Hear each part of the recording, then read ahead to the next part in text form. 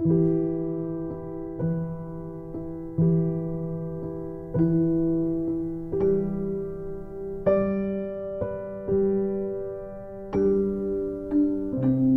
noite, gente, a todos e todas. É um prazer, né, abrir essa mesa da primeira semana acadêmica de Psicologia e Fenomenologia. Para quem não me conhece, meu nome é Fabiola, eu sou professora aqui do curso de Psicologia. Fui aluna desses mestres que estarão aqui na mesa. Eu fui a professora que, junto com os alunos, organizei essa semana acadêmica. E a gente tem aqui na mesa 2 membros da comissão que vão falar um pouquinho sobre a proposta dessa semana e qual que é o objetivo dela.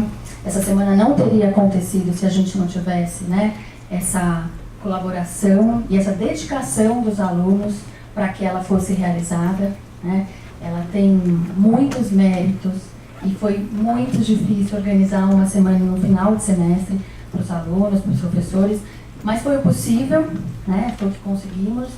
E eu queria agradecer, primeiramente, aos alunos, né? Primeiro pelo convite, segundo por todo o trabalho que tiveram. E queria, então, passar a palavra para vocês e depois a gente vai organizar aqui como vai funcionar a nossa mesa e eu apresento os palestrantes, tá bom? Boa noite, pessoal. Não estou habituado com o microfone, estranhando-se um pouco.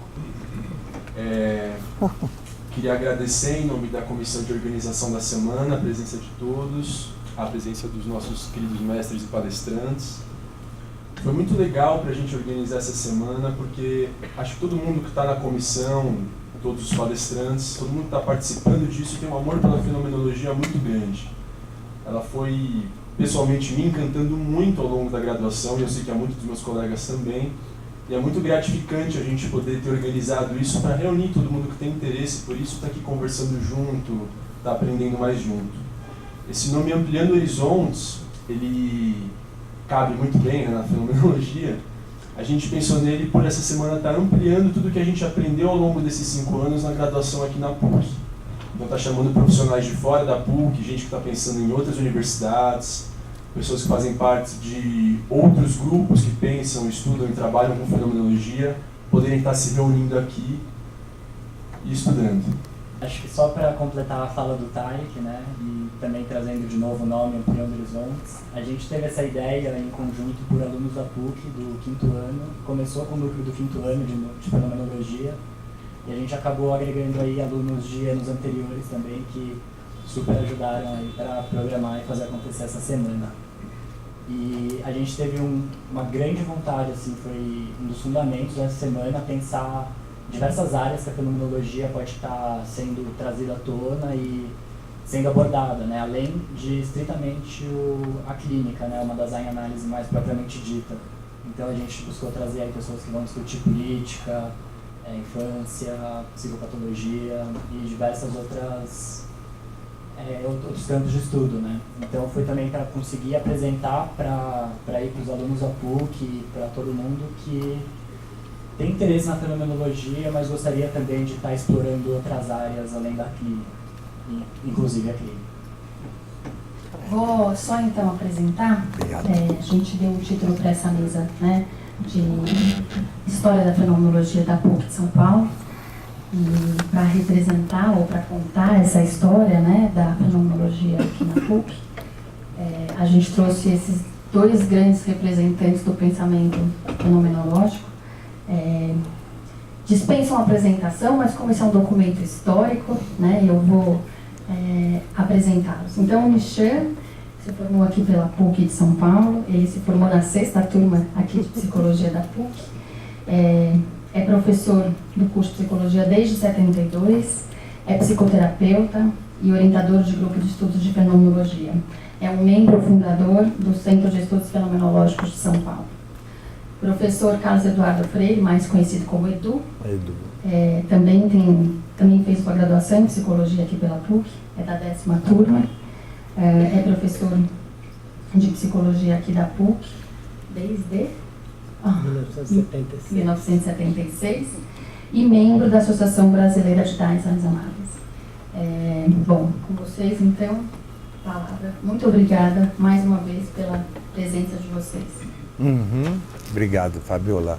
Então, muito boa tarde para todo mundo. Muito prazer em vê-los e revê-los e conhecer pessoas que eu não conhecia. Estou vendo assim em todos vocês, algumas pessoas que eu já conheço e outras que estou vendo pela primeira vez. Isso para mim é motivo de muita satisfação. Nós estamos aqui, o Edu e eu, para cada um com a sua história vivida, né? Colocar para nós todos como é que a fenomenologia surge como proposta de trabalho dentro de uma ciência, no caso, uma ciência chamada psicologia.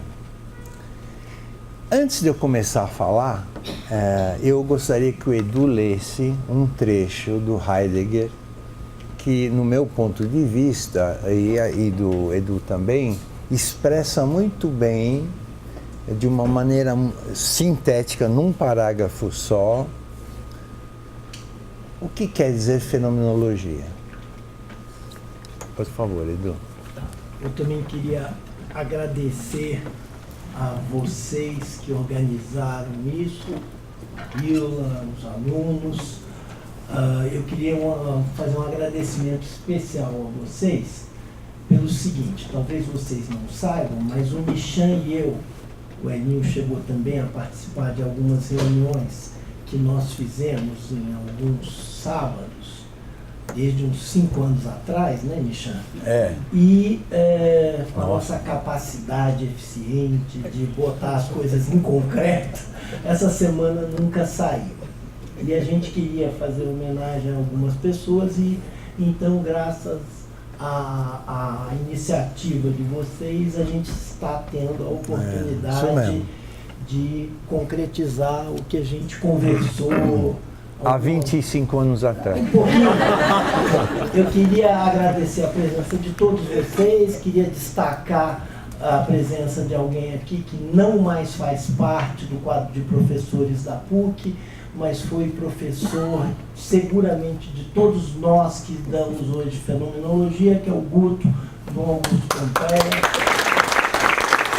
que sempre esteve presente em todos os momentos da vida da gente no curso, mesmo depois que se afastou da PUC, se afastou apenas formalmente. Todos os anos, no final do ano, ele vem dar uma aula para o pessoal do 5º ano no nosso núcleo. E, enfim, é uma referência presente para todos nós. Exato. Desde sempre. Desde sempre. O trecho que o Nichan pediu para eu ler é um trecho do Heidegger, de um texto do Heidegger muito bonito. Não é um texto teórico, é um texto que ele escreveu em homenagem ao aniversário de 80 anos do editor dele, Hermann Niemeyer, em 1963. O nome desse texto é Meu Caminho para a Fenomenologia. Ao longo do texto, Heidegger destaca como era difícil entender como se deveria proceder na concretização daquilo que o seu mestre Husserl chamava de fenomenologia. Ele dizia que era muito difícil, que voltava aos textos do Brentano, que, por sua vez, foi professor do próprio Husserl, e seguidamente voltava às investigações lógicas do Husserl e só conseguiu, de fato, entender um pouco melhor como fazer como trilhar esse caminho que a gente chama de fenomenologia, quando o Husserl, sentando ao lado dele, foi pegando e ensinando a ele passo a passo. É um texto muito bonito e o Nichan pediu que para abrir as nossas conversas acerca do que é a fenomenologia, a gente lesse essa passagem, tá? Então, a passagem é a seguinte: o Heidegger se indaga, e hoje, o que espaço resta para a fenomenologia? Será que a fenomenologia tem ainda alguma missão a realizar? Agora eu passo a ler. E hoje, parece que o tempo da filosofia fenomenológica passou. Já é julgada como algo passado, que é apenas consignado ainda historiograficamente ao lado de outros movimentos filosóficos. Entretanto, a fenomenologia não é nenhum movimento naquilo que lhe é mais próprio.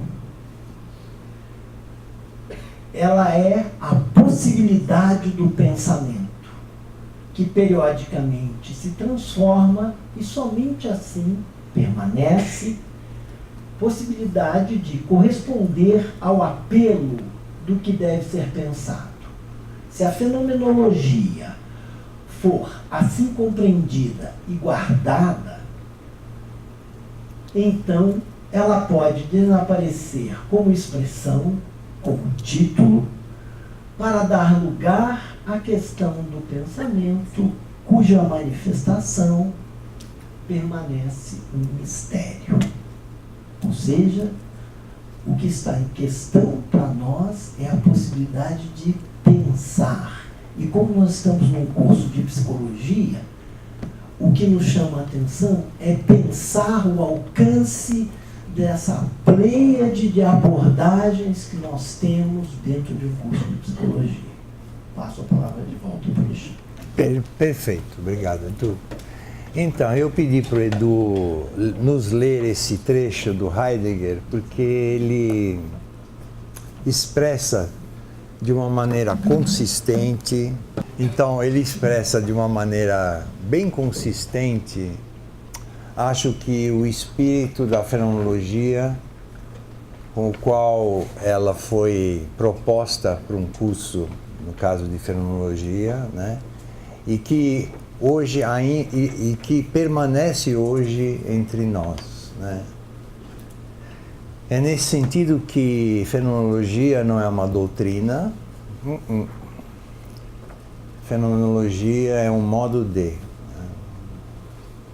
é um método, como diz Heidegger. E eu fiquei muito feliz quando ele, num dos textos dele, ele confirmava o que eu tinha entendido como método e ligava isso à fenomenologia, quando ele dizia que método quer dizer no grego, não que eu entenda alguma coisa, tá, de grego, ele ficou assim, imitando esses carinhas que devem saber muito mais do que todos nós aqui, né? E método quer dizer meta, a composição, né, da palavra, ela é composta de meta e odos. E odos, ou odos, não sei qual é a pronúncia certa, é caminho. Não é legal isso? Tá que eu pariu. Posso falar também, né? É assim, odos é caminho. Caminho em direção a algo. E aí ficou muito claro para mim, através desta reflexão que eu, meio rapidinha, mas foi necessária, né? E rapidinho eu pensei assim, nossa, isto é fenomenologia. É um empenho, uma humildade nossa de, a cada acontecimento que nos toca, nós procurarmos o caminho para chegar à intimidade daquilo que nos toca, ao modo de ser próprio daquilo que nos toca, né? Nesse sentido que a fenomenologia não pode ser de jeito nenhum uma teoria. Não é frescura dela, né? É que a natureza da proposta dela enquanto conhecimento é constituir um conhecimento que não é genérico, não é sistemático, não. É um conhecimento que exige de cada um de nós um desejo e uma possibilidade de nos aproximarmos, né, daquilo que nos toca e procurarmos compreender qual é o modo de ser muito próprio, absolutamente irredutível a qualquer outra coisa, a não ser aquilo mesmo que acabamos entrando em contato e percebendo as suas peculiaridades de ser. Eu acredito que, colocando desse modo, eu estarei assim sintetizando aquilo que de alguma forma está presente em todos nós, não sei se diretamente desse jeito, né? Mas o que este jeito de trabalhar pede de todos nós é um exercício, eu vou repetir o que eu falei no começo, um exercício de humildade, né? E esse exercício de humildade, acho que todos vocês já ouviram durante as aulas, que humildade é o que origina a palavra humano, no sentido de ser uma terra fértil, em que tudo aquilo que se apoia nessa terra fértil tem a oportunidade de crescer no seu modo próprio de ser, né? E olhem que incrível, né? O sentido da nossa presença no mundo é só esse, porque outros sentidos de ser, qualquer bactéria é muito mais eficiente que nós. A bactéria cumpre impecavelmente aquilo que lhe é característico, né? E nós estamos, não sei se é a melhor palavra, simplesmente a serviço de abrirmos espaço para aquilo que for, de um certo modo, possa crescer, possa brotar na sua possibilidade mais própria. E nós apenas como aquele que vai acompanhar esse crescimento, né? Esse brotar. Eu estou falando tudo isso também para dizer que isto diz respeito a nós aqui como especialistas em acompanhar a vida das pessoas de algum jeito, né? Acompanhar de alguma maneira, né? No jargão fenomenológico, a vida das pessoas se chama a existência, né? E é interessante esse trabalho nosso. Vocês estão vendo que eu não estou falando nada da história, né? Já perceberam? Não estou falando, mas espero que sirva para alguma coisa. Está falando da questão central da história da fenomenologia. Da história. Está vendo? O Edu vai ser meu padrinho. Padrinho é isso, é o que dá o nome para aquela criança que acabou de nascer. Boa, Edu, boa, muito obrigado. Mas eu estava falando, e agora perdi o fio, nossa senhora. Estava falando da questão central que levou à constituição de um grupo que se organizou para estudar. Exato. Então vamos por esse caminho mesmo. Então, assim, bom, isso tudo que eu estou comentando agora é algo que eu estou comentando hoje. Hoje. Imagina que em 1972, posso dar uma risada também, né? 1972, nós tínhamos alguma ideia um pouquinho mais sofisticada, que eu acredito que o que eu falei antes foi um pouquinho mais sofisticado, não foi? Foi. Foi, assim, razoavelmente. Mas em 1972, nós éramos pimpolhos da Fernanda. Sabe o que é pimpolho? Éramos garotos e garotas convocados pela simpatia, pela quietude dela. Ela nunca fez alarde, né? Mas chegava para cada um: quem quer ser monitor? Quem quer ser coordenador de grupos da classe? O método pedagógico da Fernanda, eu vou falar isso, eu tenho que falar isso, Desde 1969, quando eu fui aluno pela primeira vez do segundo ano, né, que eu estava aqui, o método pedagógico, né, o caminho pedagógico dela foi revolucionário, porque ela envolveu todos os alunos de uma maneira que era impossível os alunos não participarem do conteúdo das aulas. Aulas que não eram de fenomenologia, coisa nenhuma. Eram aulas de história da psicologia. Já naquele tempo, o que ela fazia? Ela montava a classe em grupos, e cada grupo tinha um coordenador que se reunia semanalmente com ela para discutir o texto da semana, bolar questões, passar essas questões para o grupo, o coordenador, e aí esse coordenador, junto com o grupo, discutia a questão, e nesse sentido havia um envolvimento total, né, da classe. Bom, isto não tem nada a ver com fenomenologia aparentemente, não tem. E, ao mesmo tempo, eu e vários colegas meus, entre os quais a Raquel, que está aqui hoje, que foi colega minha de turma, acho que o Guto também, ouvindo o tempo todo, fazer ciência. Não era assim o papo? Era fazer ciência. Não é? Fazer ciência.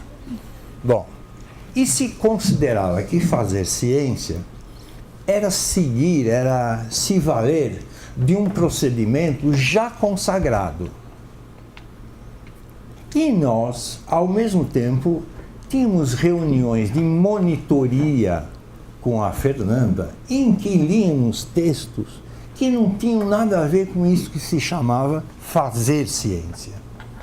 E nesses textos se abria um universo de possibilidades de compreensão e de aprofundamento do ser humano que nós não tínhamos na PUC. Nós tínhamos versões já prontas, já estruturadas, tanto na linha comportamental quanto na linha das chamadas psicologias profundas. Não sei se eu estou sendo justo, mas eu acho que eram as duas grandes troncos de conhecimento, né? Mas o que mais faltava era uma discussão. E é isso que é incrível. Havia assim, uma discussão só no sentido de você compreender os pressupostos daquela linha de trabalho em psicologia. Em comportamental, você tinha que seguir lá e compreender todos os pressupostos. Na psicanálise, ela não se preocupava com isso, mas tinha o mito, quer dizer, colocado desse modo, não que o conceito seja mítico ou superficial, aliás, ele é bem sofisticado, que é o conceito de inconsciente, né? Ele era colocado de um jeito assim, quase que falando de uma entidade, sabe, já ouviram falar de Exu? Tinha um Exu que podia fazer qualquer coisa.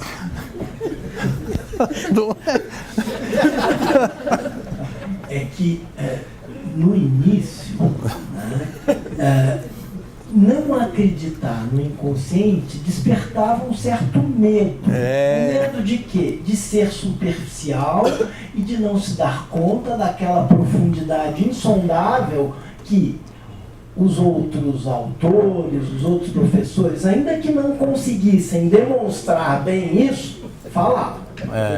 Exatamente, era isso. Igual a Inês lá, que também é da turma do Guto. A gente não está inventando coisa. Não, hoje nós estamos tendo a presença de pessoas muito caras, desde sempre na nossa vida, colegas de pouco e de muito tempo atrás. Eu acho isso bem legal, muito bom. Até de Mogi das Cruzes eu tenho imagens, né, Marco? Ele não fala nada, vocês vão ver. Ele fica me olhando e fica rindo.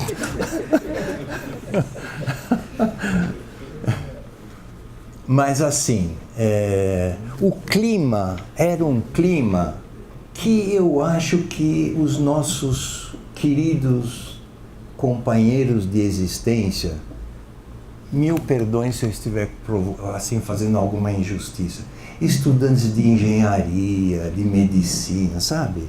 Aquilo lá já está o conhecimento estabelecido, então trate você de engolir isso, entendeu? Uhum. E tentavam fazer isso conosco. No começo a gente fazia força de entender desse jeito, né?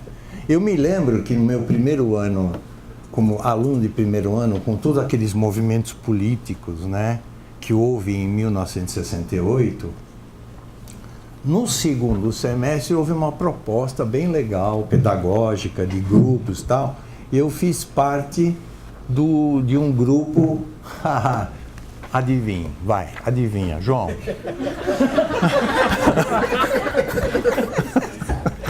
Jack, Juque? Não, isso aí não.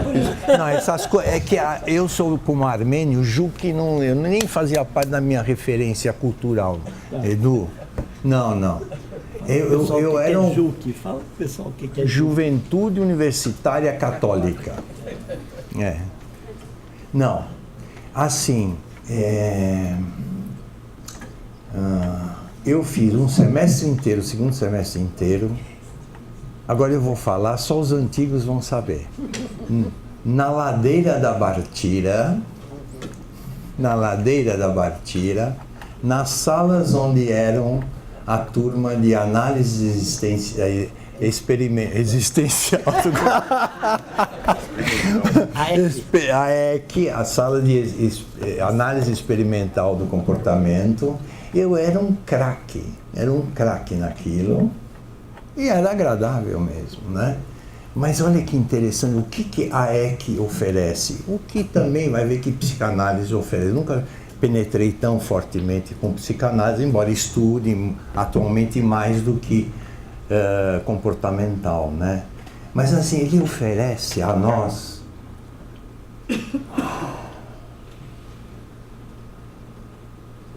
duas versões simultâneas, eu acho. Ele oferece assim uma sensação absoluta de que eu sei o que se passa, não é? O mistério de que o Heidegger fala aqui nesse trecho não existe. A EC veio para resolver esse mistério, né? Mas é uma coisa que não é para criticar, é para compreender, né? Nós compreendermos o que existe um modo de estabelecer uma relação com algo que se apresenta, né? Que é assim, é para nós convivermos com a possibilidade de esgotar o sentido de ser daquilo.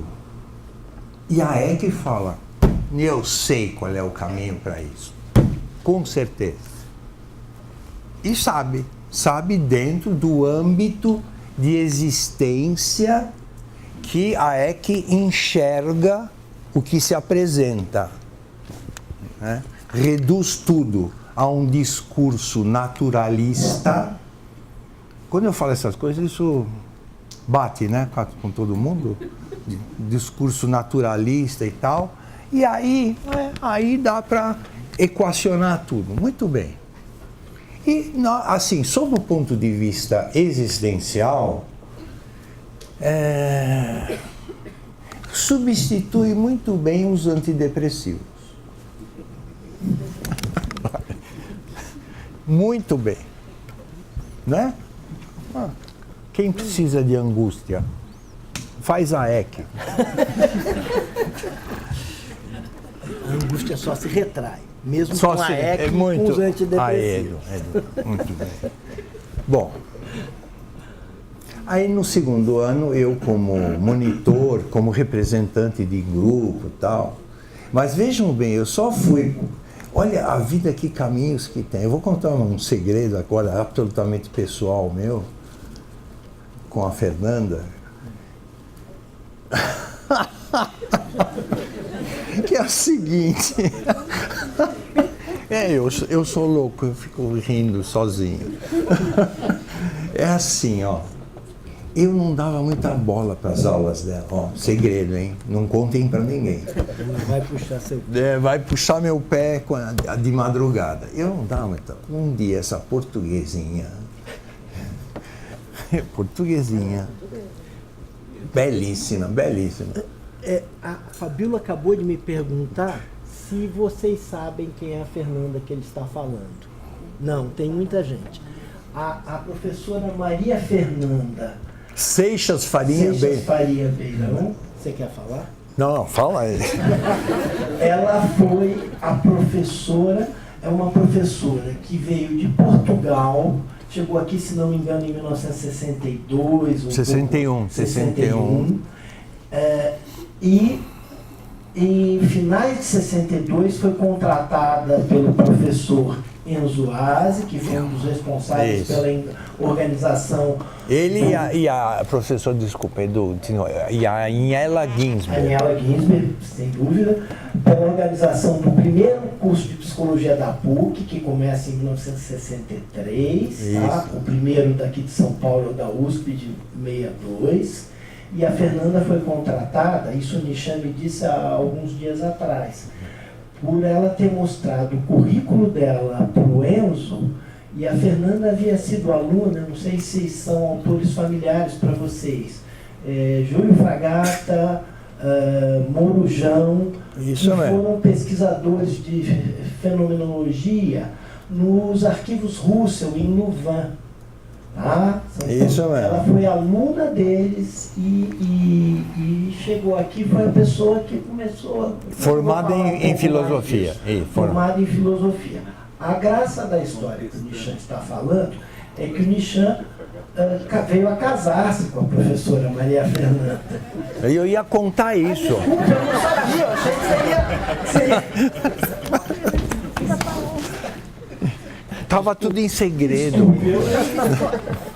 Ele fez spoiler, gente, não é? Eu já aprendi que não é mais segredo. Desculpe. Mas eu ia contar o jeito como ela... Então conte. Você foi falando de um jeito e os alunos não sabem exatamente dessa história. A Maria Fernanda, então por isso tinha que introduzir um pouquinho. Eu introduzi mais do que eu devia. Desculpa. Não.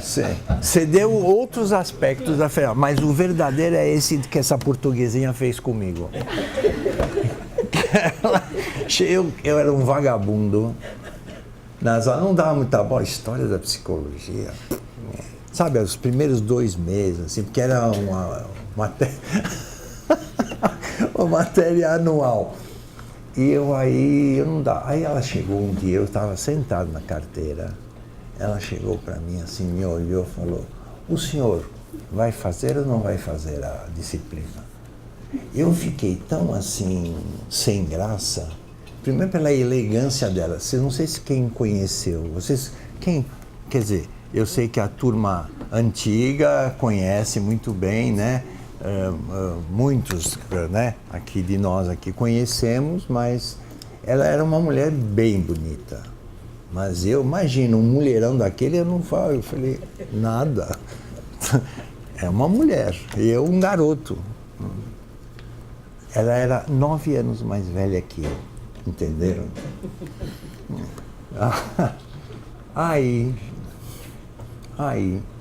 fui esse coordenador, né, de grupos e tal, e foi muito bem. Aí eu acabei gostando do curso, lendo muitos textos muito interessantes, que não tinham nada a ver com os textos que a gente tinha oficialmente, mas que ela oferecia para nós nos aprofundarmos com aquilo, né, e darmos um lugar para o nosso conhecimento, nosso saber dentro da psicologia. Bom, isso começou assim. Enquanto isso, ela estava preparando a tese de doutorado dela. Vivência do espaço e do tempo na criação artística. Essa é a tese de doutorado dela. Mas a malandrinha já começou a me chamar, né? Ela falou, eu preciso... O Tarek Kindo já sabe do que... Assim, ela me chamava para ela fazer aquela verificação do texto, sabe? antes dela ir para a impressão final, sabe? Como é que é? Você já fez isso com alguém? Então, assim. E aí, ela assim, eu lia e ela corrigia, uma coisa assim, tá bom.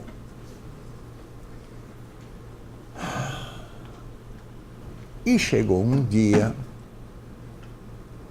e nós assim, fazendo grupos, discutindo, eram bastante colegas, todos bastante envolvidos. E aí começou a proposta de renovação do curso, em que o curso iria deixar de ter 6 anos, como nós fomos formados, né, num curso de 6 anos, para um curso mais enxuto, mas mais envolvente, com 5 turmas e tal, em 5 anos. Bom, a partir desse momento, nós começamos a perceber que faltava alguma coisa que foi se concretizando, que eu acho que é isso que é importante apontar em relação ao nascimento da fenomenologia, né? Que era o seguinte: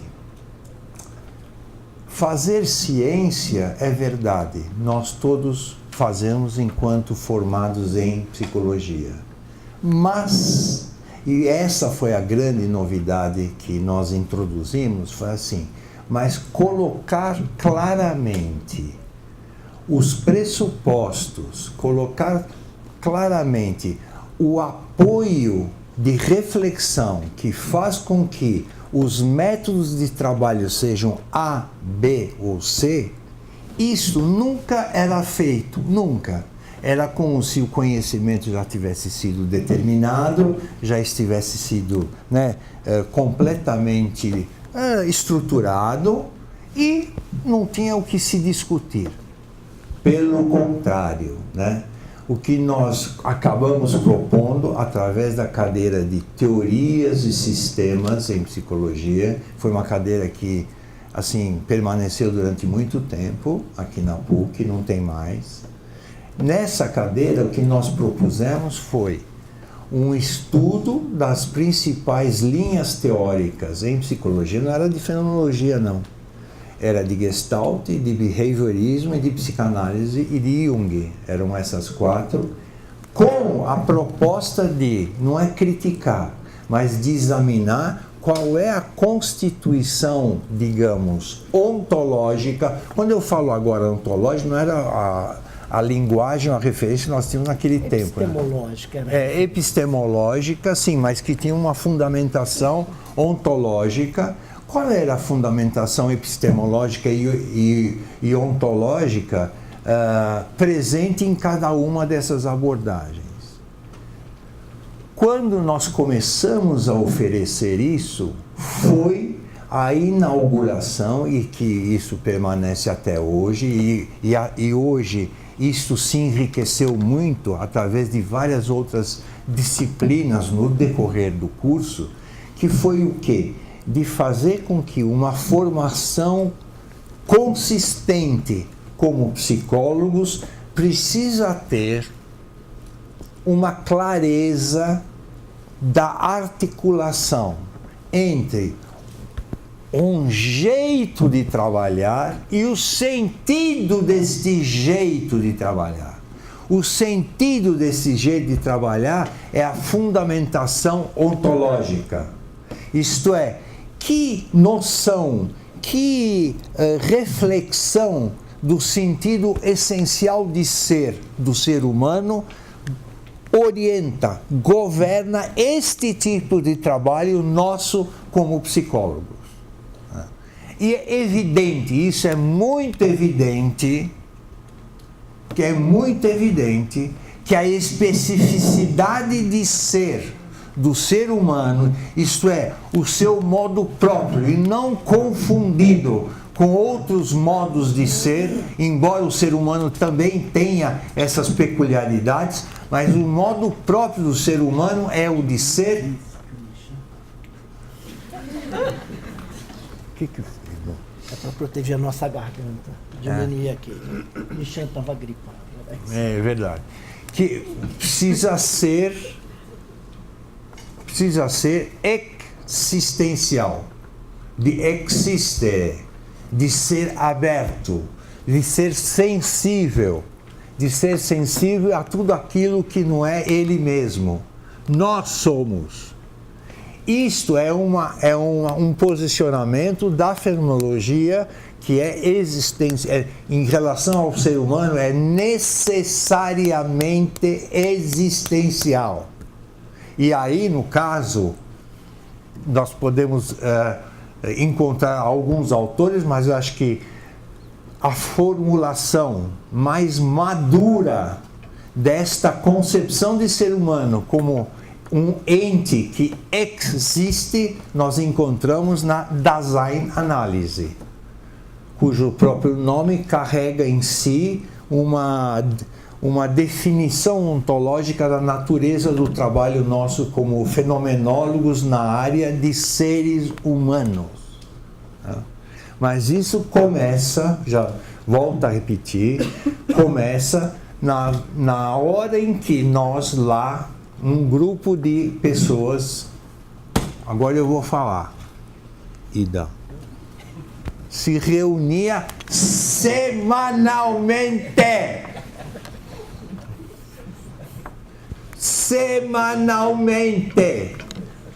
lia textos, discutia textos, sabem? Era uma vida dedicada a isso. Não precisa ser semanal atualmente, pode ser mensal. É isso, nem mensal. Pode ser mensal. Mas assim, era um grupo que vivia junto o tempo todo. Líamos textos direto de fenomenologia no original, não no alemão, no caso do Heidegger, né? Mas no francês, direto. Merleau-Ponty eu sei decor e salteado no francês. Por exemplo, estou exagerando, é só para fazer lorota, mas eu li muito no francês a Fenomenologia da Percepção, e mais um outro livro dele que é anterior à Fenomenologia da Percepção, não sei se vocês conhecem, A Estrutura do Comportamento, que é a tese de mestrado do Merleau-Ponty, que é bárbara, Bom, enfim.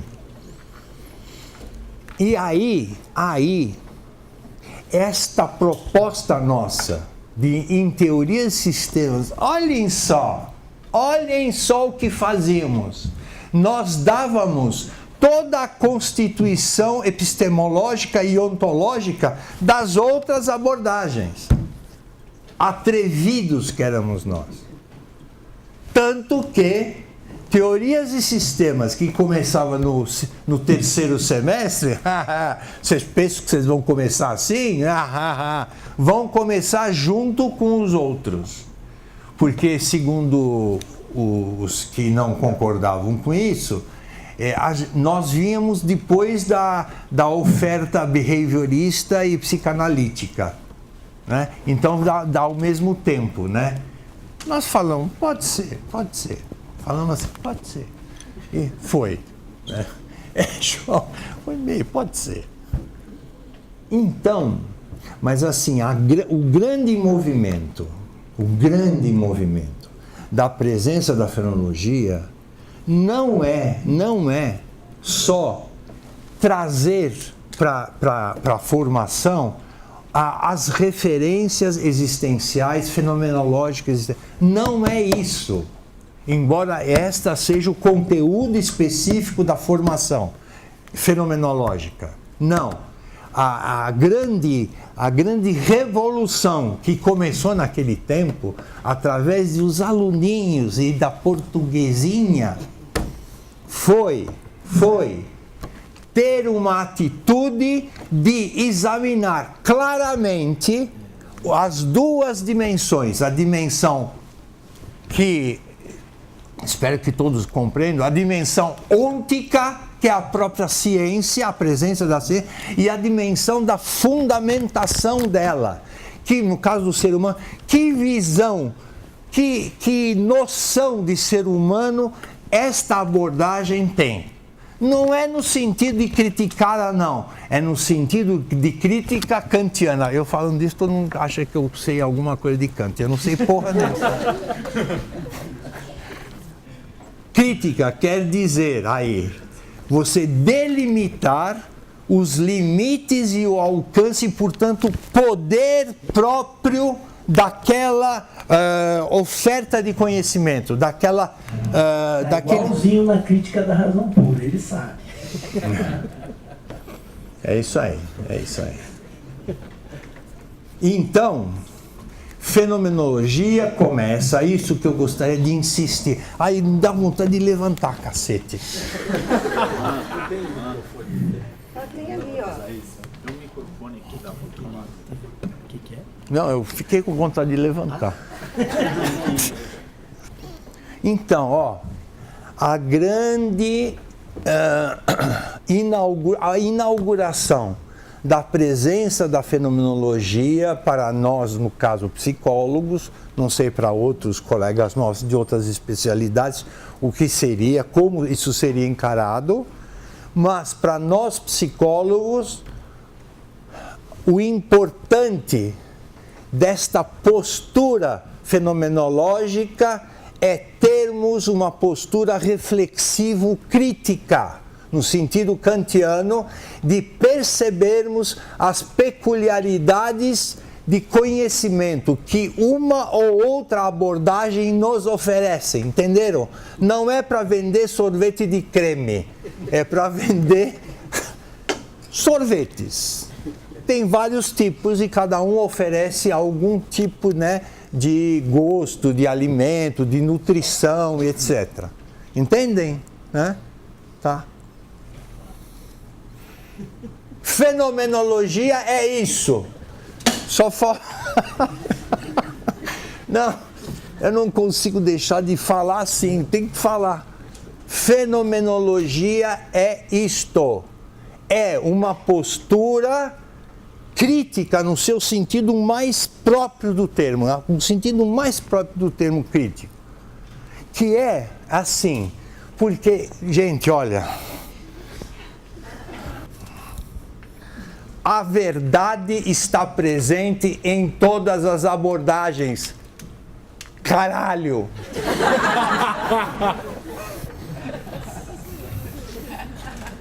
É ou não é, João? Eu vou até anotar.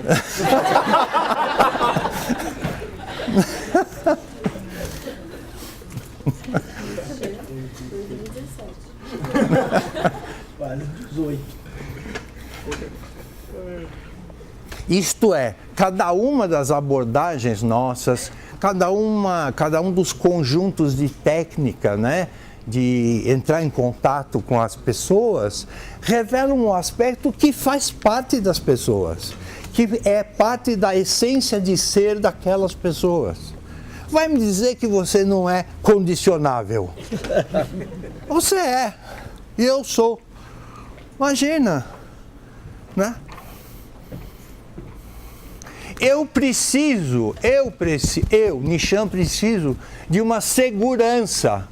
Eu vou correndo, falo, Skinner, pelo amor de Deus. Não sei, ele já morreu?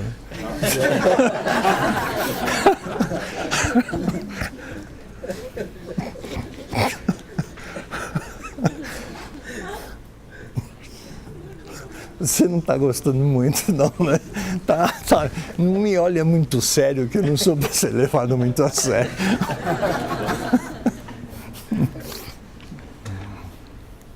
Tá? E eu gostaria que essa fosse assim, pelo menos da minha parte, aquilo que eu gostaria de comentar com vocês, dividir com nós todos aqui.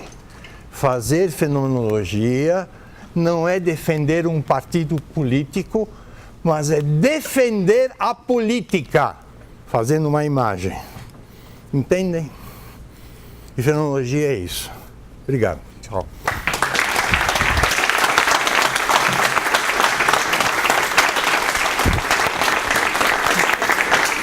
Bem, depois dessa apresentação viva do Nishan, em que ele fez a fenomenologia acontecer com muita espontaneidade.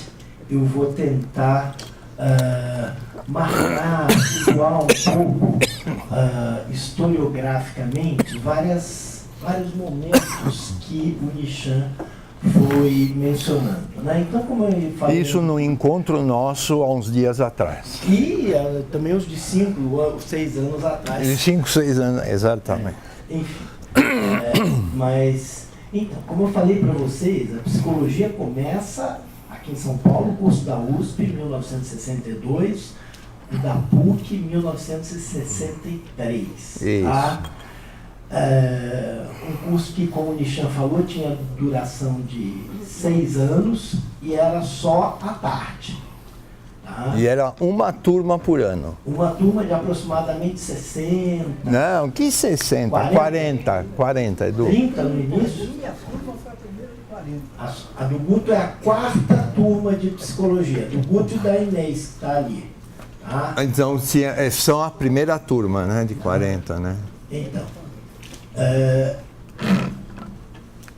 Então, segundo alguns professores, entre os quais o Guto, né, formado nas primeiras turmas da Faculdade de Filosofia, Ciências e Letras São Bento, que era assim que chamava a faculdade, não era uma faculdade de psicologia. Hoje também a gente não tem mais uma faculdade de psicologia.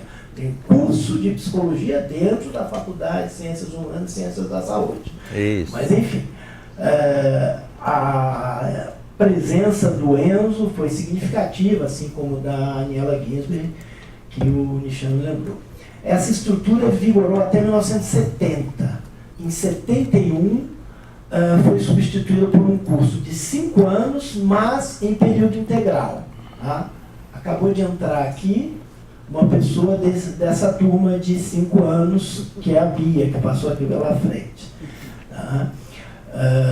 Enfim, alguma coisa bem parecida com o que nós temos hoje. Bom, então eu vou simplesmente situar um pouquinho o que o Nishan falou. Então, no início do curso de psicologia na PUC, na década de 60, havia 2 grandes possibilidades teóricas que eram enfrentadas pelos alunos, né? Uma era a psicologia behaviorista, com apelo forte na direção da produção de um conhecimento científico que era identificado com o empírico. O que atraía nessa perspectiva? A possibilidade de resultados seguros, mensuráveis, garantidos. Afinal, assim, a psicologia podia ter um objeto de investigação mais tangível. Fala, Nishan.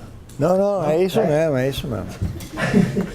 A outra opção, os alunos encontravam, era a psicologia profunda, que, como o próprio nome dizia, já trazia uma crítica e um tom acusatório à primeira abordagem, a comportamental. Tá? O título Psicologia Profunda, ou então Psicodinâmica ainda está vivo, que é o nome dos departamentos que a gente tem no nosso curso. Exato. Né? Abrigava a psicanálise, a psicologia analítica e tudo aquilo que surgiu a partir daí, psicologia individual, Adler, Reich e mais outras. Mas se a psicologia profunda não exercia o apelo em direção à precisão das abordagens comportamentais, por outro lado, ela convidava a uma reflexão supostamente mais penetrante, mais profunda, menos reducionista acerca do ser humano. Se eu bem me lembro, esses eram os termos vigentes na época. Tá? Claro, a gente tinha os cursos de psicologia social, psicologia do desenvolvimento, psicologia geral, que eu acredito eram marcados por uma perspectiva da psicologia norte-americana que era trazida por um que foi nosso reitor, Joel Martins. Aliás, esqueci de lembrar o Joel Martins. Foi importante. Né? Mas, enfim, o que nos interessa é marcar essas 2 grandes tendências que nos 60 e nos 70 eram muito fortes. Na década de 60 e 70, só a título de exemplo, haviam debates que eram chamados contrasting bases bases contrastantes, e eram Skinner, ninguém menos que o B.F. Skinner e o Carl Rogers, da psicologia centrada no cliente, discutindo, o Rogers sustentando a liberdade e o Skinner mostrando o determinismo nisso. Eu nunca vi nem procurei, mas eu tenho a impressão que isso é capaz de ter em YouTube. Eu não sei, eu já procurei, me interessa um pouco mais, a maioria de vocês sabe Heidegger, e as coisas do Heidegger que eu procuro, então vocês mesmos me mostram, tem YouTube. Eu creio que é capaz de ter. Mas essas duas abordagens eram bem contrapolares, tá? É importante a gente saber isso. Bem, essas discussões frequentemente assumiam um tom acusatório, tá? A psicologia profunda era considerada um assunto de nefelibatas. Lembrem, nefelibatas, segundo a mitologia, são aqueles habitantes das nuvens, né? E a outra abordagem era coisa de ratomorfistas, ou seja, era partir para o pau mesmo, né? A coisa era extremamente polarizada. Na primeira turma de 5 anos, a minha, a da Ida, do Miguel, é a segunda, mas na primeira turma, a gente costumava dizer, eu acho que já falei para vocês aqui, que havia a turma da janela e a turma da porta. Eram os behavioristas e os não behavioristas, e eles não se falavam. Aliás, a nossa reitora atual, a Amália, era dessa turma. E da janela. Da janela. Era isso. Mas a Amália já era comportamental. Desde Era muito forte isso.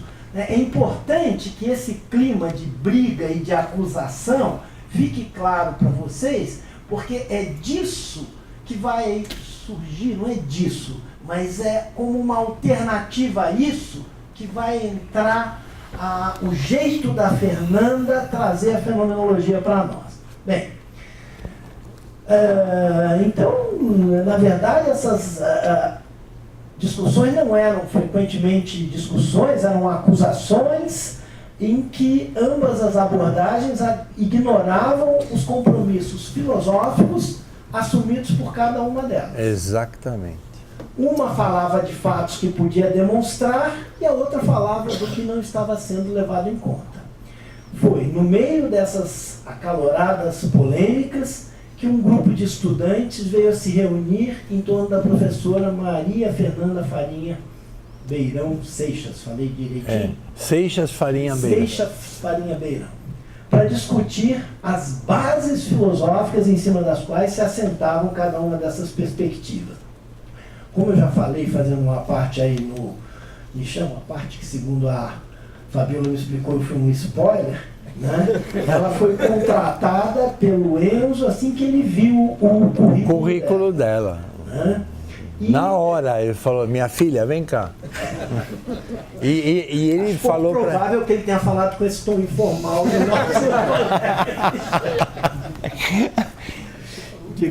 Não, é aquele jeitão italianão dele. Não. E ele, algumas turmas, ele deu para ela. As turmas que ele dava aula... Eu ia até perguntar, acho que você confirmou, tinha, além do História da Psicologia, um outro curso que era dado, que era Psicologia Filosófica. Bate. Mas a aula do Enzo era Psicologia Geral, não sei, sabe? Aquele... ele falava assim, era típico, né, do Asi. Então... Se não vejamos. A Raquel lembrou bem, o Enzo era se não vejamos. Então, quando muda o curso, em 71, Nietzsche mencionou, né? Aí essas cadeiras que estavam sob a responsabilidade da Maria Fernanda passaram a se chamar Teorias e Sistemas em Psicologia. A gente chamava na intimidade TS 1, 2 e 3. Exatamente. E o Nietzsche já falou, mas ele pediu que eu enfatizasse que haviam reuniões semanais. Ele pediu que eu enfatizasse. E eu vou enfatizar e eu vou dizer que eu comecei a dar aula aqui em 1976 e a gente começava muito cedo. Eu fazia o 5º ano, a gente saía bacharel no 4º. Nichan começou provavelmente no quinto ou no sexto, o Guto idem, não porque eles tinham talento, mas eu não é porque eu tinha um talento excepcional, é porque o curso começou a crescer muito e faltavam professores, então eles chamavam aqueles que estavam dando monitoria. A professora Maria Célia Abreu, que hoje não está mais na universidade, ela fazia reuniões sábado à tarde, lá num prédio na Marquês de Paranaguá, que pertencia ao SEDE Sapiência e na época era da PUC, com os monitores preparando a gente para dar aula. E já que o Nichan confessou coisas, eu vou confessar. A primeira vez que eu dei aula em 1975, se não me engano, eu era monitor da Célia. E ela me preparou para assumir a classe durante uma semana, porque ela veio a casar com o Silvio de Abreu, esse que escreve as novelas. E foi, na ocasião, a primeira vez que eu dei aula, ela me preparou e essa semana inteira eu que assumi as classes. Mas havia um cuidado muito grande com os estudantes, com os professores, coisa que, desculpe, hoje, dada nosso contexto atual, a gente não tem uma coisa parecida, não. Eu quero falar um pouquinho, Nichan pediu que eu comentasse aqui, né, como se davam as discussões acerca dos fundamentos filosóficos das abordagens psicológicas. Era muito complicado abordar isso, porque a psicologia comportamental dizia, não, eu estou falando disso que está diante de vocês, eu não preciso de nenhuma referência filosófica, eu estou falando de um fato. É claro, eles não se davam conta que se a gente faz um recuo fenomenológico, a gente se dá conta que já foi feito um compromisso filosófico.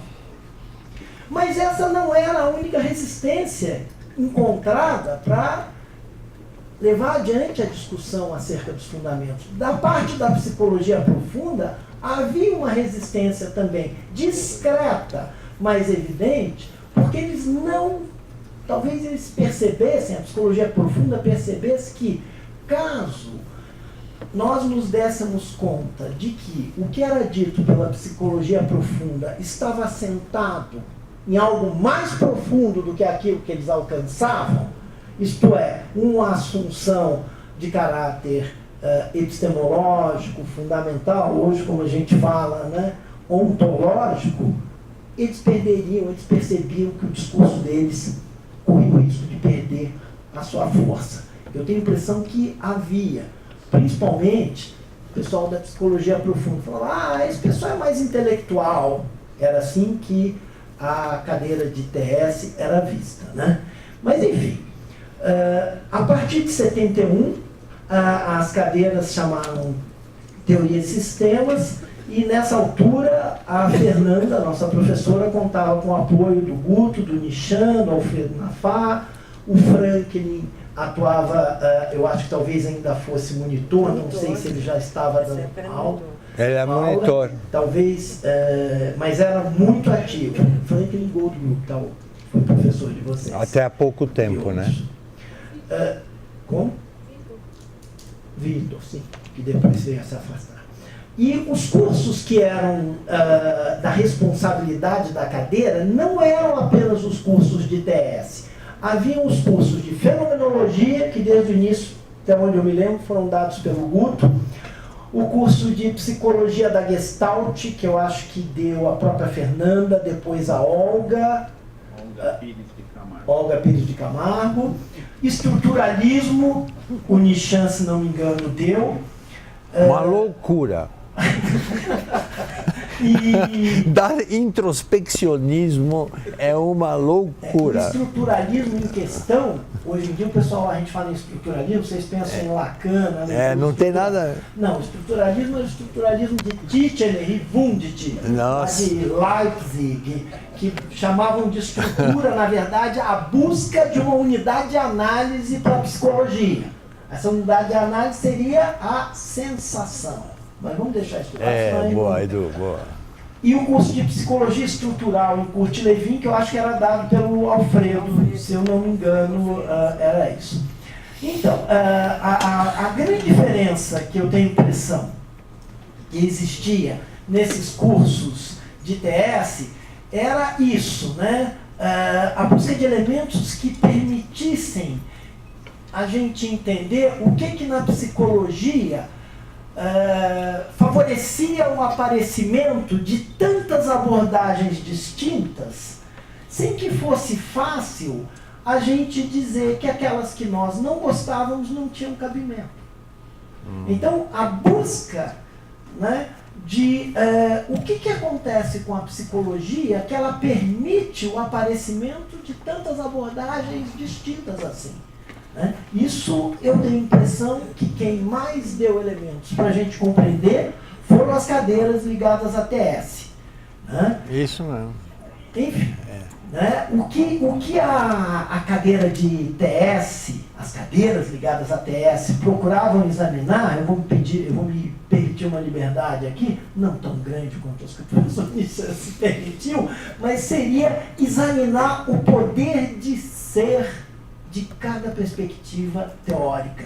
Então, como Nishan falou enfaticamente, não se tratava de dizer que o outro não tem razão, se tratava de situar criticamente o âmbito de razão onde acontecia aquela abordagem.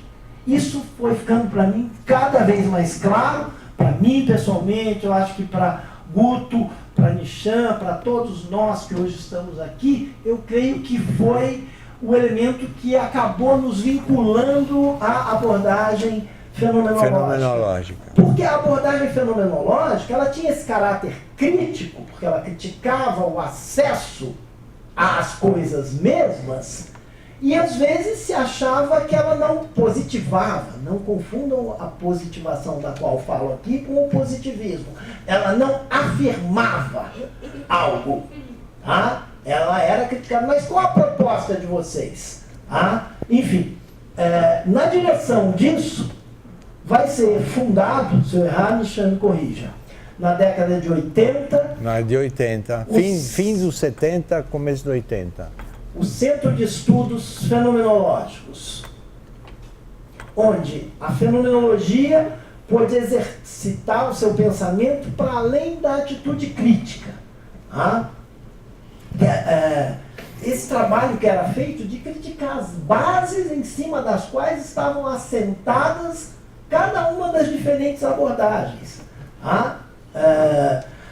Enfim, a partir daí, essas reuniões do Centro de Fenomenologia, do qual eu nunca fiz parte, mas sempre fui convidado a participar, das semanas de fenomenologia que hoje vocês estão reeditando, e eu e o Nishan estavam tentando fazer isso faz tempo.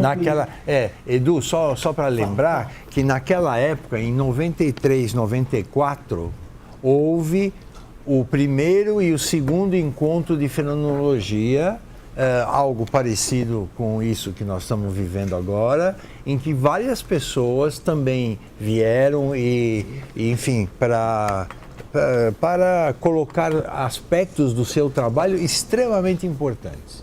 Foi em 93 e 94. Então, e isso, né, todas essas análises se concretizavam nessas semanas de fenomenologia e também na publicação desses livros aí que o Nishan vai mostrar para vocês. Vida e Morte e Destino e O Caminho Fenomenológico do Fazer. O que eu queria salientar nisso, né, é que a Fernanda, que tinha um espírito muito inclusivo, ela não punha dentro do grupo de professores dela apenas aqueles que concordassem radicalmente com ela. O Franklin Goldgruber era parte. Tá? Um desses livros aí tem um texto que é uma entrevista que ela faz com um fotógrafo, se eu errar me corrija, chama Boris Kossoy. Isso mesmo. Que não tinha nada a ver, em termos imediatos, com a psicologia. Então, isso é muito importante que a gente ressalte, o espírito de abertura que tinha e que eu acho que vigorava no contato com a Fernanda. Né? Por exemplo, o Franklin, que eu brincava muito com ele, o pessoal daqui da PUC sabe que era um grande amigo meu, e que eu dizia que ele já tinha nascido psicanalista, ele falava, não, Eu virei psicanalista quando eu estava... Franklin era formado em História antes, e ao longo do curso de História ele entrou em contato com um cara que era muito lido na década de 60 e 70, que foi aluno do Heidegger, aliás, Herbert Marcuse, o Eros e Civilização, onde o Marcuse apresenta um Freud bastante questionável, mas enfim, foi esse livro que trouxe o Franklin para a psicologia. E ele já veio psicanalista. E a Fernanda várias vezes comentou comigo, deve ter comentado também com vocês, nossa, o Franklin vai se aprofundando tanto dentro da psicanálise que ele começa a enxergar um Freud que eu já não enxergo. Olha lá, o Gusto concorda com essa abordagem. Aliás, você quer... Não pega? Com essa observação da Fernanda, e ela é extremamente peculiar. Então, o que a Fernanda garantia para nós, pelo menos, né? Que a gente não ficasse preso ao ramerrão conceitual, rotineiro de uma abordagem, que a gente buscasse aquilo para onde o conceito estava apontando. Isso era fundamental. Nesse sentido, a gente via o mote, a máxima do Husserl, as coisas em si mesmas. Isso era muito forte. E nessa medida que incluía, por exemplo, o Franklin, porque ele estava preocupado com isso. O que mobilizou o Freud? Aliás, é só falar uma coisa. Não, bem de leve. A Fernanda era husserliana de cabo a rabo, tá? Eu posso falar uma coisinha? Claro, por favor. Não, eu acho que só uma coisa que me parece um pouquinho mais do que um detalhe. No grupo que a gente fazia na pós-graduação, onde a Dulce participava, Dulce Marcitelli, e o Luigino também, né, que hoje está no Vaticano, esse grupo ousa pensar pela primeira vez a fenomenologia como fundamento de uma prática psicoterápica. Constrói um texto, vai para Portugal, apresenta na Universidade do Porto, se não me engano, ou de Coimbra, num congresso.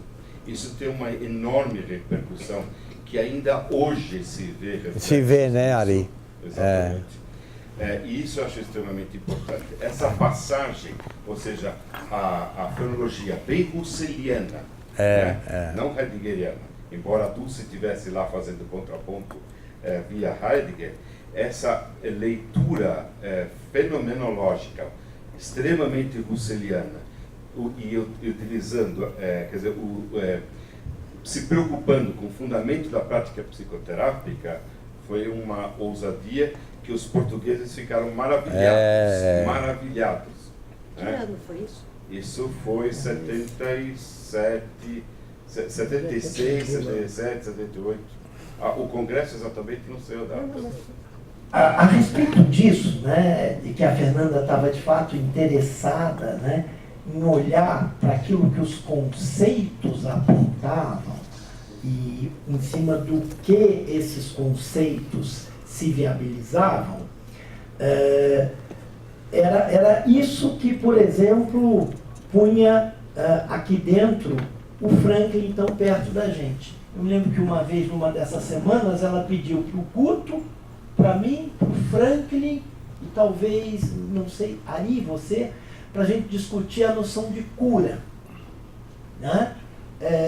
Por quê? Né? De alguma maneira, eu tenho a impressão que a Fernanda percebia, no caso do nosso colega Franklin, né, que ele não estava interessado em repetir os conceitos cansativos, muitas vezes, para a gente que está aqui dentro há tanto tempo, né, dessa ou daquela teoria. Né? Ele defendia muito, o Franklin, a ideia de que a teoria acerca do sujeito jamais deveria entrar no consultório. Por quê?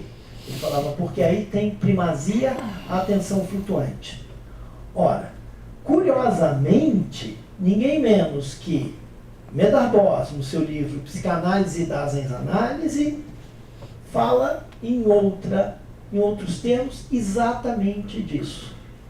Um capítulo chamado as proximidades intrínsecas entre a Daseinsanálise e a psicanálise. E também uma autora contemporânea, lá de Zurique, a Alice Holzheim, né, um livro dela chamado Daseinsanálise, sustenta exatamente isso, que é a concretização da suspensão fenomenológica. Né? E eu creio que um olhar atento para essas duas atitudes vão mostrar parentescos entre a suspensão fenomenológica e o que Freud chamou, de uma maneira meio brusca, talvez, de atenção flutuante. Eu queria mencionar ainda, né, o surgimento de uma outra instituição, curiosamente eu faço parte dela, que não foi exatamente aqui dentro da PUC, mas foi também dentro da PUC, que é a ABATED, Associação Brasileira de Terapia, Análise e Terapia Existencial, Daseinsanálise, em 1974. Né? Depois, eu não me recordo quando, acho que em algum momento na década de 80, ela foi rebatizada de Associação Brasileira de Daseinsanálise. Ela foi criada pelo Solon, com a decisiva participação do Medard Boss, que vinha na década de 70 ao Brasil uma vez por ano. E, de fato, a nossa associação foi a primeira associação internacional da Internacional Gesellschaft für Daseinsanálise. A nossa brasileira foi a primeira, né? Foi fundada em 1974, né? Guto, Davi e o Solon, acho que são os fundadores, se eu não estou enganado, são os que assinam o documento. É isso, Guto? Papel teve? A Elza teve algum papel? Eu acho que os que assinam o papel, a Elza, ele está me perguntando a Elza. A Elza, eu acho que não fazia parte do papel assinado. Eu vi há pouco tempo. Não, né? Se eu bem me lembro... Casimiro. O Casimiro. O Casimiro o Casimiro faleceu uns 5 anos atrás, era o mais velho de todos nós, também fazia parte da associação. do grupo que fundou a ABATED. Depois a gente rebatizou, porque esse ABATED, na verdade o nome original era Associação Brasileira de Análise e Terapia Existencial. Aí o Boss escreveu dizendo para o Solon que estava aceito, mas em virtude de um acordo entre ele e o Heidegger, esta abordagem deveria ter o título de Daseinsanálise. Ele pediu que o nome Daseinsanálise estivesse presente, e aí foi colocado um tracinho Daseinsanálise, né? E a gente se manteve dentro, e se mantém dentro da Associação Brasileira de Daseinsanálise, mais voltado especificamente para o estudo do impacto de Heidegger na prática psicoterapêutica, e nesse sentido as nossas referências não são as obras do Boss, né, basicamente, e hoje a gente desenvolve um estudo bem dedicado e criterioso dos diferentes momentos da obra do Heidegger. Mas eu queria, se me é dado ainda alguns minutos, eu queria voltar. O Nietzsche insistiu muito no clima dos encontros com a Fernanda. E se me fosse dado tempo suficiente, eu queria ler para vocês umas passagens de um texto que, no primeiro curso de TS que a gente teve em 1974, no primeiro semestre, um texto que a Fernanda deu para nós lermos, e o clima disso. Eu fico imaginando se eu desse um texto hoje no segundo ano. Posso ler algumas passagens? Tenho tempo? Tem? Todo o tempo do mundo. Michan e eu somos suspeitos. A gente aniversaria no mesmo dia. Por isso que a gente veio combinando. Combinadíssimo. Então, o texto, imaginem, a gente acabou o primeiro ano onde, na época, a gente fazia 5 cadeiras do ciclo básico. Na verdade, eu não... Já ouviram falar de ciclo básico? Vocês já, meus alunos do quinto, do quarto, acho que já. Eles já ouviram. Eram 4 cadeiras que quem entrasse na PUC nessa época tinha que fazer. Metodologia científica, psicologia, antropologia e realidade brasileira e problemas filosóficos e teológicos do homem contemporâneo. Nossa, Educom, você sabe essa coisa. Dei aula nisso muito tempo. Ah, é? Ah, porra. Depois, nós não fizemos comunicação e expressão verbal. Veio depois. Né? Enfim, mas de qualquer maneira, então no primeiro ano, os alunos tinham 3 cadeiras, tinham fisiologia, tá? Medidas em psicologia e linguagem da psicologia. A gente tinha essas 3 cadeiras só de específicas da psicologia. Essas outras 4 que eu mencionei, a gente tinha com aluno de pedagogia, de economia. Filosofia. A economia veio um pouco depois, mas era né? isso. Né? Mas enfim, o fato é que a gente estava começando a ter contato com a psicologia. A Fernanda deu um texto antes que, como o Nichan lembrou, era uma crítica, isto é, um exame, uma avaliação criteriosa da atitude naturalista no conhecimento, e depois disso ela nos deu um texto. Eu ia falar o título, mas depois que eu vou falar o título, eu vou agora não ser spoiler de mim mesmo. Tá? Não ser o quê? Spoiler, é quando você conta o fim da história. Isso é coisa de série, eu já tinha aprendido. Spoiler. Spoiler é estragador. Spoiler, na minha época, era criança animada. Spoiler, tchau. Nossa. Quem conta o fim da história antes da hora. Então, veja... não, eu não vou dizer qual é o texto, depois eu vou falar. Então o texto começava assim: considerada sob o ponto de vista do são entendimento humano, é a filosofia, nas palavras de Hegel, o mundo às avessas. É por isso que a peculiaridade do que empreendemos requer uma caracterização prévia. Esta surge de uma dupla característica da pergunta metafísica. Imaginem um aluno de segundo ano lendo isso. De um lado, toda a questão metafísica abarca sempre a totalidade da problemática metafísica. Ela é a própria totalidade. De outro, toda a questão metafísica somente pode ser formulada de tal modo que aquele que interroga enquanto tal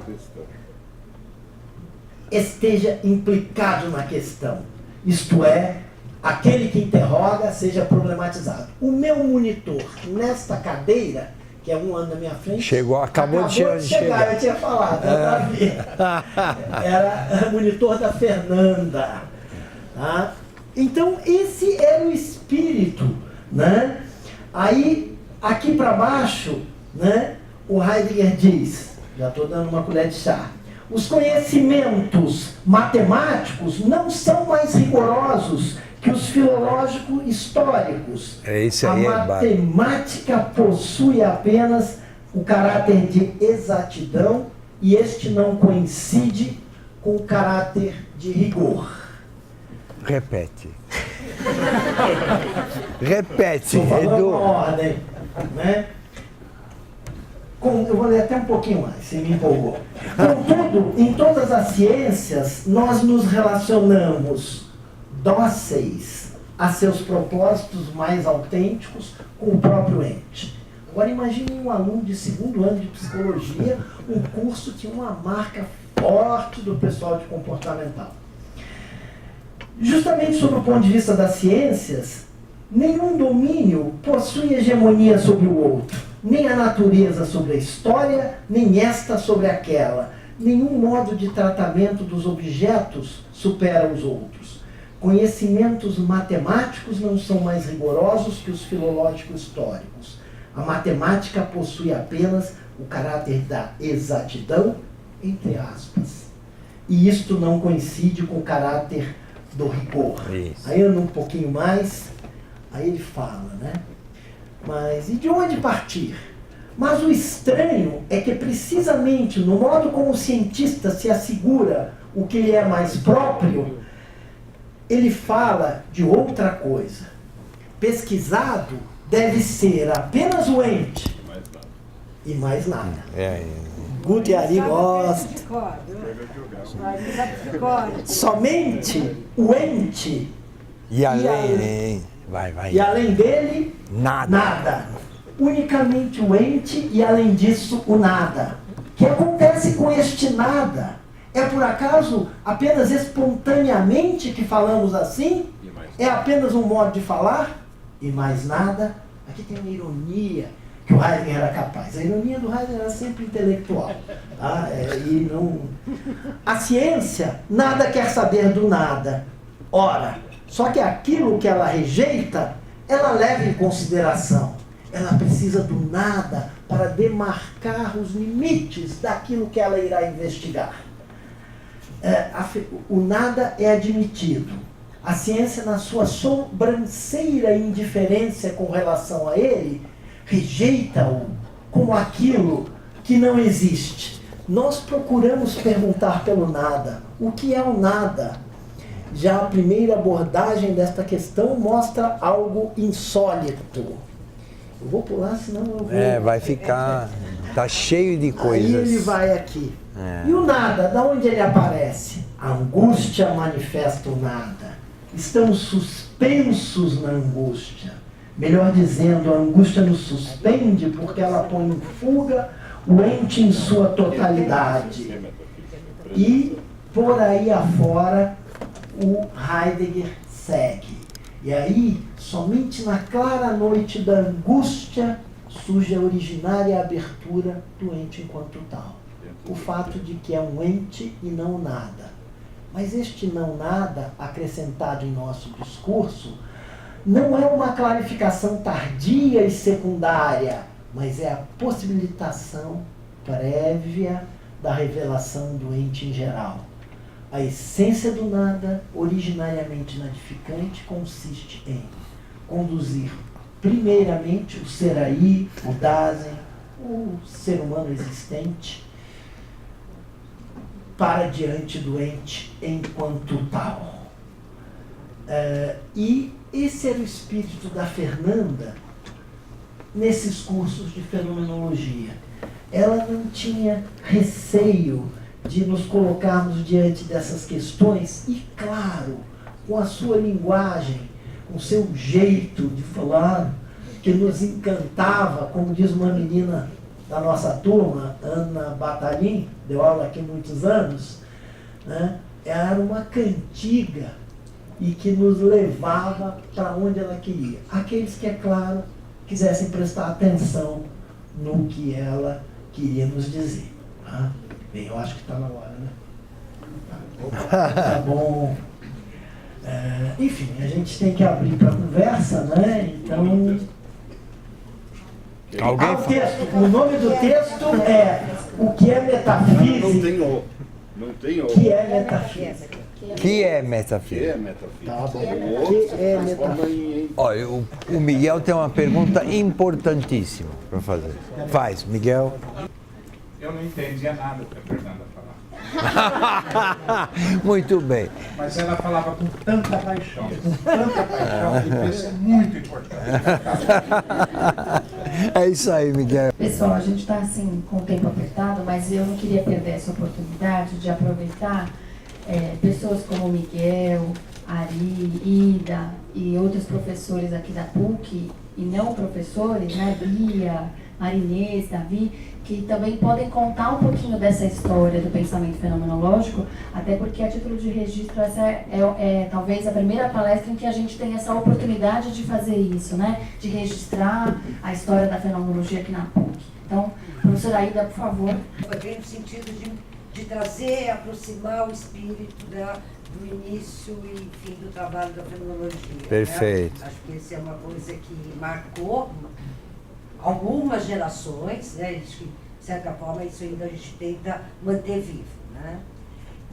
Só que eu queria trazer outros aspectos a respeito da fenomenologia na PUC, que é a ideia, né? Que assim, a partir disso, né, a fenomenologia foi crescendo dentro do currículo. Exatamente. Né? Isso que eu queria estar lembrando, né? Que daí foram se transformando das disciplinas um pouco no modelo hoje, né, que tem fenomenologia 1, 2, 3, mas isso não foi sempre assim. Eu não me lembro em qual mudança curricular, não sei se o Ari lembra, né, que quando foi transformado, que primeiro na verdade era Gestalt, e 2 de fenomenologia, né?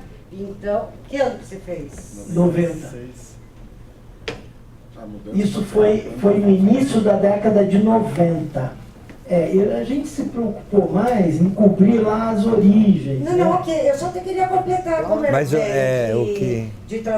de trazer a história. Eu acho que sim, eu acho que vocês trouxeram a alma, vamos dizer, né? Eu estou trazendo assim, só algumas lembranças, né, um pouco de como foi caminhando.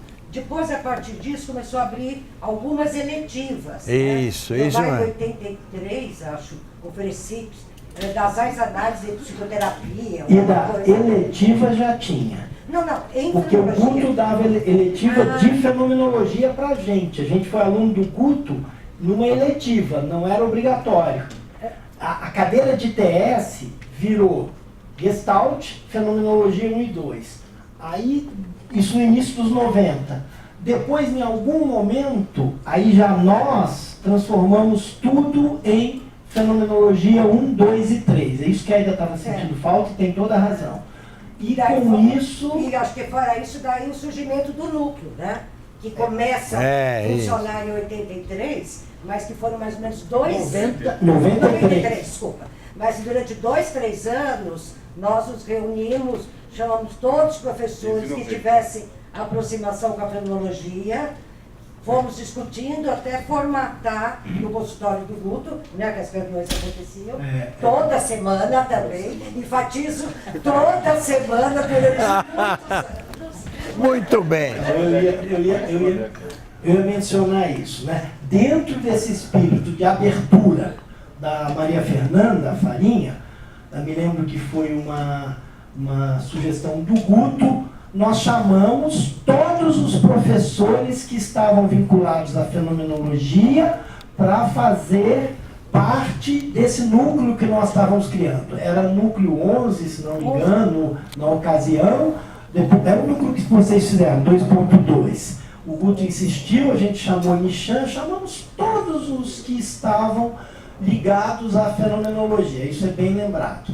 Né? E quem mais insistiu na criação desse núcleo foi o Ari, que insistia muito para a gente se reunir, para a gente insistir nas reuniões, para que a gente fizesse. A gente fez, o Ari sabe melhor, eu acho que 3 anos, é isso? De reuniões semanais e mais. Essas reuniões foram mantidas semanalmente até uns 10 anos atrás, não sei, acho que... Não, ocupado, então, de ter acabado. Mas eu acho que uma outra coisa importante é que, assim, além dessas reuniões, foi uma dura batalha política conseguir introduzir essas disciplinas e esse núcleo. Gente, até o Guto ia em reunião de departamento. Sábado de manhã. Né? Nós nos organizávamos, fazíamos um rodízio para estar nas reuniões, para conseguir introduzir. No sentido que eu quero dizer, não era assim, ai que legal, fenomenologia, vem aqui. Não, teve um trabalho de poder, para abrir esse espaço no currículo. Eu concordo com você, mas eu ouvi isso de colegas que não eram ligados à fenomenologia. Que bom que vocês estão organizando um núcleo de fenomenologia. Os alunos pedem tanto, né? Eu ouvi isso também. Não, eu não estou dizendo que tinha uma oposição. Se tivesse uma total oposição, não teria acontecido nunca. Né? O que eu estou dizendo é que pediu um grande trabalho. A gente, para abrir esse espaço dentro do currículo, teve muito trabalho de todos nós. Não estou com isso querendo nos engrandecer, né? Mas assim, de dizer que, até porque eu acho que isso fica com uma mensagem para os nossos alunos, né?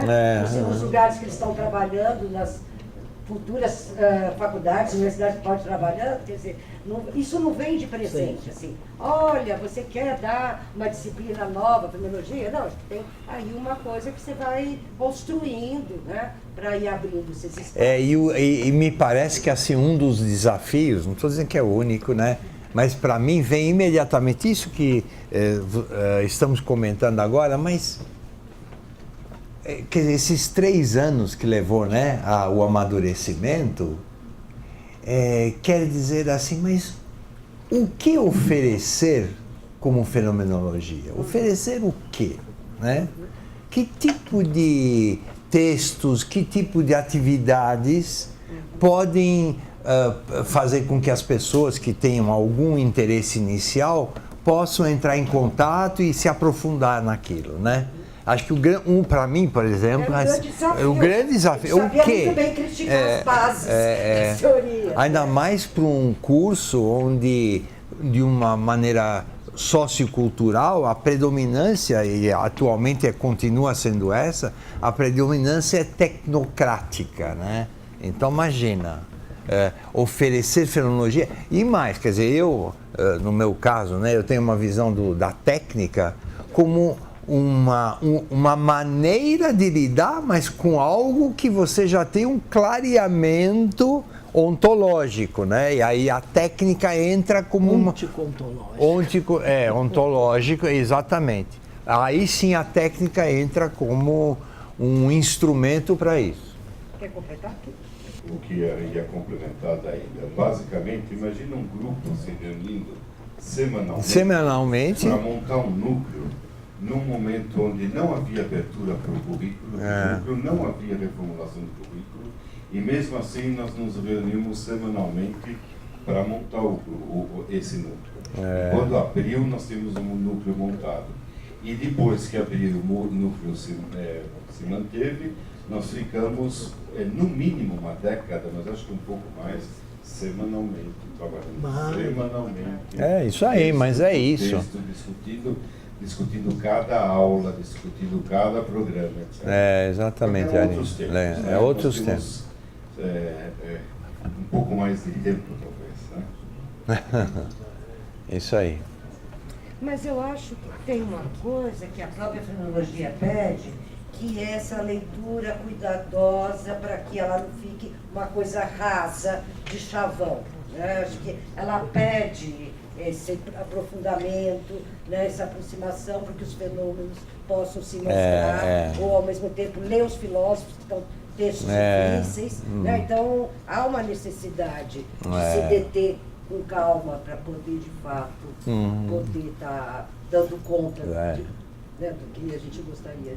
Isso aí. Aqui na PUC a gente teve a oportunidade de amalgamar 2 caminhos que caminharam relativamente paralelos, mas não eram exatamente os mesmos, né? Quer dizer, de um lado, a Fernanda, né, e você deixa muito, né, que de algum modo introduzem a fenomenologia aqui. De outro lado, o solo. O solo. Né, via via Heidegger, em uma perspectiva da Design analítica, né? Onde desde sempre, na mesma época, para mim, foi mesmo. 75 já estava o Guto representando essa leitura e dando essa abordagem. Então, de algum modo, a gente teve esse amálgama dessas 2 possibilidades, uma leitura mais husserliana, mas aberto a Heidegger, sempre muito aberto a Heidegger, tanto que a Dulce sempre fazia uma defesa intransigente. Nos nossos grupos lá. Nos grupos de estudos, né? E o Joel fazia parte dele. E, de outro lado, o Guto com toda a perspectiva fenômeno existencial. Exatamente. O Joel Martins, que foi reitor, acho que em 92 ou 3, ele faleceu, ele era uma peça, ele era do Centro de Educação, e foi ele que trouxe para cá o behaviorismo, mas para ampliar. Ele trouxe também a investigação da pirâmide motivacional, Maslow, Abraham Maslow, ele trouxe, e era assim. E vamos aproveitar só esse momento que eu acho que tem uma questão aí importante, histórica, né, de abrir para vocês que querem falar, porque a gente tem um encontro de várias gerações, e também deixar os alunos, os que são atualmente os estudiosos de fenomenologia, perguntarem também. A Ida ela vai falar no encerramento da semana sobre perspectivas da fenomenologia, o que a gente está vendo que pode começar a acontecer a partir daqui. Mas eu queria perguntar para vocês como vocês têm visto o crescente ou decrescente de interesse dos alunos em relação à abordagem fenomenológica aqui dentro da PUC. Acho que nossa turma é um tanto interessada, a gente organizou a semana, mas colocando a nossa turma entre parênteses, deixando ela de lado, como ao longo dos anos vocês têm visto esse interesse ou desinteresse dos alunos? Esse interesse, se eu pegar mais especificamente o núcleo, tá? A Ida e o Ari falaram sobre isso, mas eu lembro que, por exemplo, uma professora, não está mais aqui, foi nossa diretora, presidente do sindicato, a Odete falou, está mais do que na hora, foi diretora da faculdade, de vocês trazerem a proposta de vocês, senão o curso eletivo que o Guto dava, no terceiro ano, se não me engano, ficava lotado de gente. Então, isso eu estou falando, 92, 93, a gente tinha uma procura que a gente não dava conta na década de 90, né? Era bem consistente. Depois a novidade e arrefeceu um pouco, eu acho que vem com muita curiosidade de conhecer essa abordagem que tem uma marca característica da PUC. Eu vou falar uma coisa para vocês. Há algum tempo atrás, em 2015, né, eu participo, quando é possível, das reuniões da Federação Internacional de Dados e Análises. Um cara da Universidade de Viena, terra do Edmund Husserl, pediu o programa que a gente desenvolvia de fenomenologia aqui na PUC. Que eu comecei a falar para ele, eu falei, Deus me livre, isso aí não, parece que a gente está no Brasil, o samba do crioulo doido, né? O cara aqui. E mandei para ele toda a nossa programação, ele ficou muito interessado, né?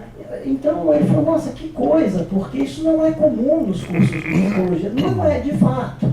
Alguns anos atrás, a Ida me ajuda, o Aninho também aí, o Aninho saiu, mas a Ida pegou e eu reclamei com ela um dia antes, mas depois eu adorei. Um congresso que teve na Uninove de psicologia, mas quando foi lá, a gente adorou, porque estavam pessoas que a gente não conhecia, alunos de nossos ex-alunos, que falavam para a gente veio aqui ouvir vocês, porque o meu professor disse, e tinha gente das mais diferentes cantos, era um congresso brasileiro, tinha gente do interior de São Paulo, tinha gente do Pará que veio falar com a gente, então existe, eu creio, um interesse.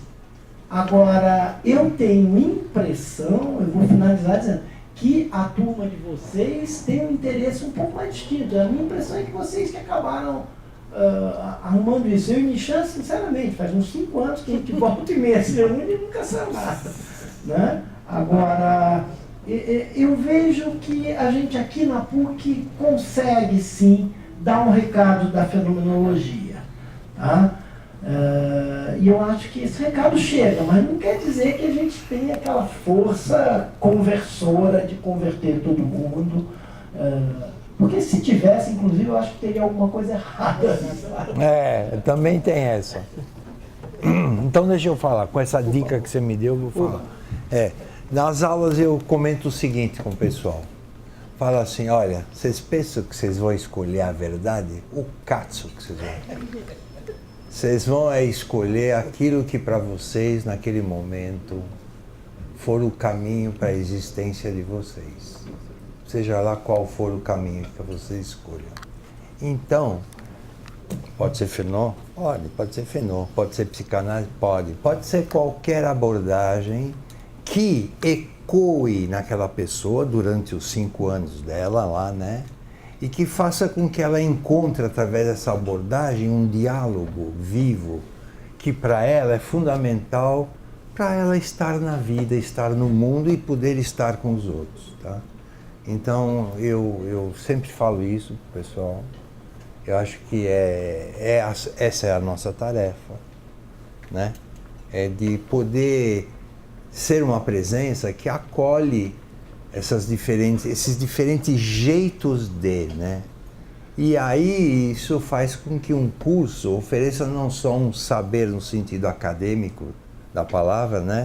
Mas oferece um espaço para as pessoas, através do encontro com modos diferentes de ser, possam também ver despertado em si algo que surpreendentemente lhes diz respeito, tá?